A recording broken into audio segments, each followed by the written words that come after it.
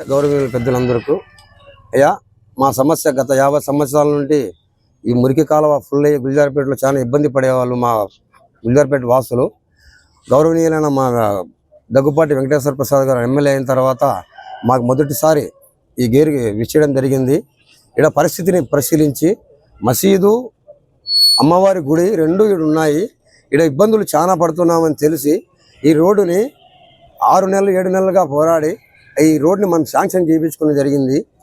ఈ రోడ్డు మేము శాంక్షన్ చేయించుకుని వర్క్ చేస్తుంటే వైసీపీ వాళ్ళు ఓర్వలేక మా మీద లేనిపోయిన అబసలు చేసి ఈ కట్టను మా తెలుగుదేశం కట్టిన ఒక జెండా కట్టను దాని మీద ఫ్లాగ్ ఉన్నా దాని మీద వద్దన్నా కానీ దాన్ని ఏమవుతుందిరా పీకరా రపరప అని దాన్ని పీకేసాడండి. మేము 2 రోజుల నుండి ఎంతసార్లు ప్రతిమాలన మా కట్టను మాకు నువ్వు కట్టి మా తెలుగుదేశం ఫ్లాగ్ నువ్వు పెట్టి అని చెప్పినా కానీ దానికి ఇర్రెగ్యులర్గా సమాధానం ఇస్తూ నువ్వు ఏం చేస్తావో చేసుకోపో అని మాకు ఎదురు ప్రశ్న ఇస్తున్నాడు. ఈయన ప్రజలంతా మా ఎమ్మెల్యే చేసిన పనికి హర్షిస్తుంటే వీళ్ళు మమ్మల్ని మా పనిని ఓర్వలేక మా మీద లేనిపోయిన అభ్యంతరాలతో ఈ విధంగా మమ్మల్ని ఇబ్బందులకు గురి చేస్తున్నారు.